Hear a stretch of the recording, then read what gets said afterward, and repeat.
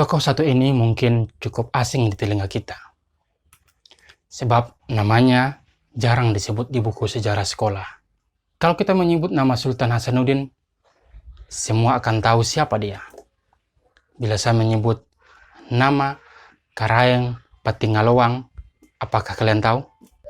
Teman-teman, kali ini saya akan membahas Karaeng Pattinggalowang, manusia Makassar yang gandrung akan ilmu pengetahuan.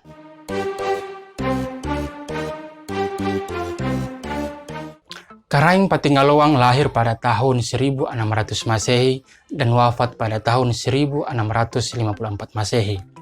Sosok yang memiliki nama lengkap I Mangana Cinna Dayang Sitaba Sultan Mahmud Shah ini adalah putra dari pasangan permaisuri I Warak Karaeng Lempangang dan Raja Talok ke-6, yaitu Karaeng Matoaya alias Sultan Abdullah Awalul Islam. Karaeng Matoaya adalah Raja Islam pertama Talok, maka dari itu ia disebut Awalul Islam. Karaeng Matoaya bekerja sama dengan Sultan Goa, yaitu Sultan Alauddin, untuk menggabungkan dua kerajaan lokal, Kerajaan Goa dan Kerajaan Talok. Sultan Alauddin menjadi raja dan Karaeng Matoaya sebagai mangku bumi yang mengurusi segala urusan. Pada umur 39 tahun atau pada tahun 1639 Masehi, Karaeng Pattinggalowang diangkat menjadi Raja Talok yang ke-8, sekaligus menjadi mangku bumi atau Perdana Menteri Kesultanan Goa Talok. Ia mendampingi Sultan Malikus Said, Raja Goa ke-15. Pattinggalowang ini memang tokoh penting, sebab Sultan Malikus Said mengatakan seperti ini, "Aku hanya mau menjadi raja bila Pattinggalowang mendampingi saya memerintah, dan bila dia juga memimpin semua rakyat banyak." Malikus Said tahu kemampuan Pattinggalowang, sehingga ia mau memimpin Kesultanan Goa Talok bila mangku buminya adalah sosok yang cerdas. Dan Malikus Said hanya menyebut satu nama, yaitu Karaeng Pattinggalowang. Kalau teman-teman ingin melihat makam Karaeng Pattinggalowang, silakan datang ke Benteng Sumba Opu. Saya tampilkan video makam Karaeng Pattinggalowang di sini.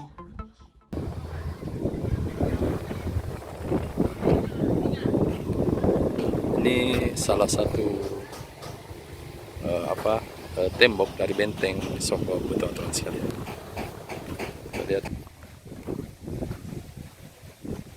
Ya, kita lihat. Makam ini selalu dikunjungi oleh mahasiswa, pelajar-pelajar dari berbagai daerah Makassar Selatan.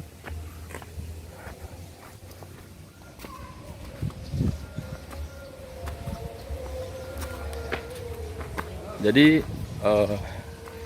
benteng Sumba Opu ini adalah salah satu situs bersejarah yang berada di Sulawesi Selatan. Ini salah satu makam dari raja-raja dari benteng Sumba Opu bernama Karaeng Pattinggalowang. Gandrung akan ilmu pengetahuan.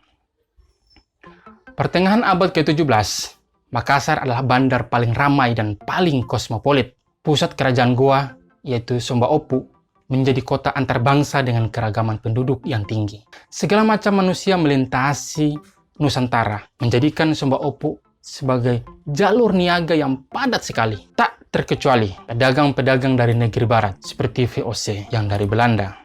Beberapa puluh tahun, rempah-rempah dari Maluku pun sempat menjadikan Makassar sebagai transit perdagangan sebelum kirim ke negeri lain. Selain Perdana Menteri, Karaeng Pattinggalowang juga seorang pedagang besar. Ia menjalin bisnis dengan Maluku, Portugis, dan Belanda di Batavia. Pun perdagangannya sampai juga ke Manila, Thailand, India, dan semua tempat yang bisa disinggahi oleh armada milik Pattinggalowang.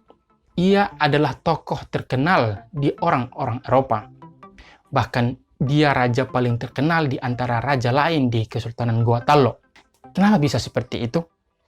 Karena cintanya pada ilmu pengetahuan. Orang-orang Eropa berdecak kagum melihat dan mendengar tentang keraing Petingalowang. Sejak usia 18 tahun, ia meminta kepada orang-orang Inggris untuk mengirimkan penemuan terbaru teknologi perkapalan Eropa kepadanya. Teman-teman, Alexander Rhodes, misionaris Katolik, pada 1646 menulis seperti ini. Karaing Petingalowang menguasai semua rahasia ilmu barat.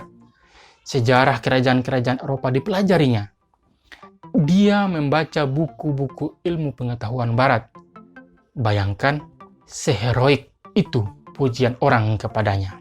Semangat Renaissance dari Eropa sampai ke langit-langit kamar Karaing Petingalowang. Dia tidak terkurung di istana. Tidak, dia mengembara dengan samudera ilmu pengetahuan yang ia peroleh dari buku-buku. Ya, buku-buku menghangatkan ruangannya. Dia seorang poliglot, bahasa Portugis, Spanyol, Latin, ia hajar. Kekaguman orang-orang Eropa semakin meningkat kepada Karaing Petingalowang ketika ia memesan peta dunia atau globe. Menurut sejarawan Denis Lombard, Petingalowang memesan sepasang bola dunia dan langit keliling sekitar 157 sampai 160 inci. Jika dikonversi, bola dunia yang dia pesan itu bergaris tengah sekitar 127 cm. Akan 2 kali lebih panjang garis tengahnya dan 4 kali lebih besar volumenya dari bola dunia yang pernah ada. Luar biasa. Bola dunia dan langit itu dikerjakan oleh Johan Blauw dari Belanda.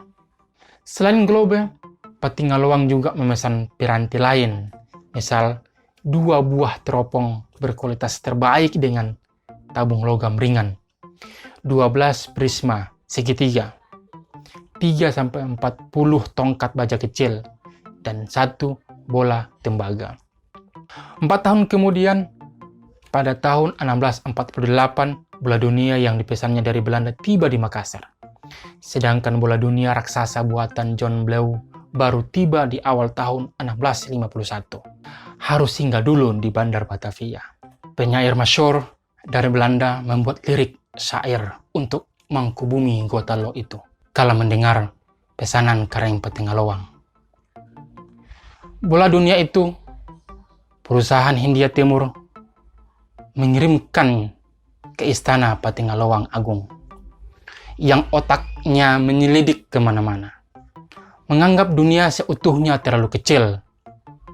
Kami berharap tongkat kekuasaannya memanjang dan mencapai kutub yang satu dan yang lain, agar keusuran waktu hanya melenyapkan tembaga itu, bukan persahabatan kita. Dahsyat sekali. Orang-orang banyak mengagumi kegandrungan Petingalowang terhadap ilmu pengetahuan. Menurut teman-teman, siapa penguasa di negeri ini yang sangat mencintai ilmu pengetahuan seperti Perdana Menteri Gotalo itu? Apakah masih ada semangat Karaing Petingalowang di tanah Makassar saat ini? Dan kita bisa bertanya lagi, mengapa nama Karaing Petingalowang tidak diabadikan sebagai nama universitas di Sulawesi Selatan? Ya teman-teman sekalian, bagi ada saran dan komentar atau kita berdiskusi di kolom komentar tentang Karaing Petingalowang ini, saya persilahkan. Saya hanya mengambil beberapa sumber dari beberapa sumber untuk mengulas Karaing Petingalowang.